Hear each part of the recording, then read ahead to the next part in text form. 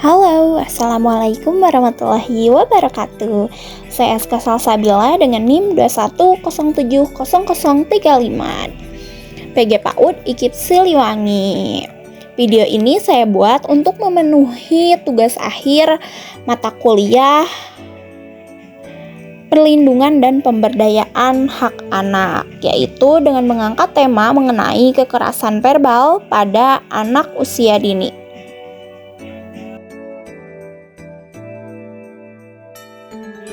Nah, secara umum, kekerasan verbal adalah kekerasan terhadap perasaan dengan mengeluarkan kata-kata kasar tanpa menyentuh fisik.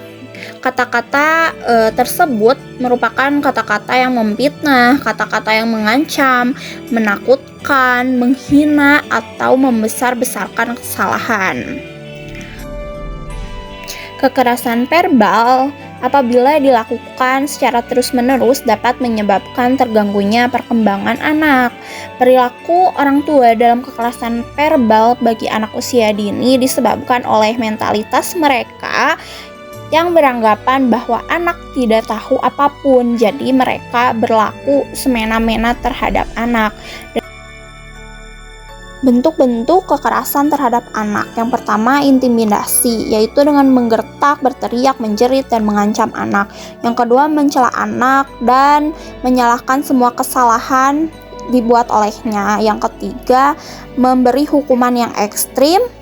Dan yang terakhir, merendahkan dan mengacuhkan anak.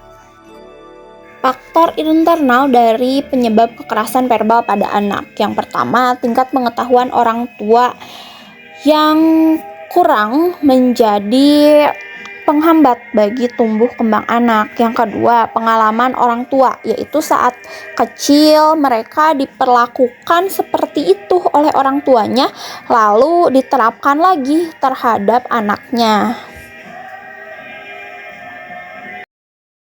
Selain faktor internal, ada juga faktor eksternalnya. Yang pertama, lingkungan dapat meningkatkan beban perawatan pada anak dan menimbulkan kekerasan verbal pada anak.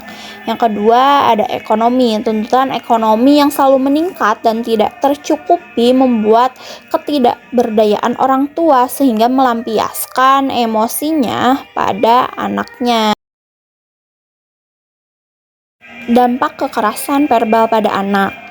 Anak bisa menjadi suka ngompol, hiperaktif, sulit tidur, dan bahkan sering tantrum. Yang kedua, hubungan sosial dengan lingkungannya akan bermasalah dan mengalami kesulitan saat belajar, baik di rumah maupun di sekolah. Yang ketiga, membuat anak lebih agresif serta menjadikan orang tua dan orang dewasa sebagai musuhnya. Dan yang terakhir, anak menarik diri dari lingkungan sosial dan lebih senang menyendiri.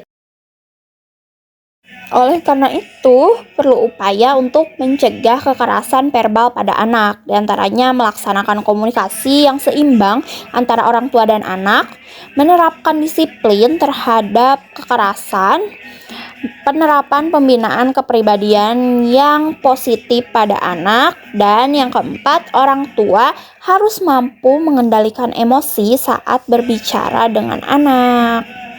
Sekian video yang dapat saya sampaikan, semoga bermanfaat. Mohon maaf apabila banyak kekurangan. Terima kasih.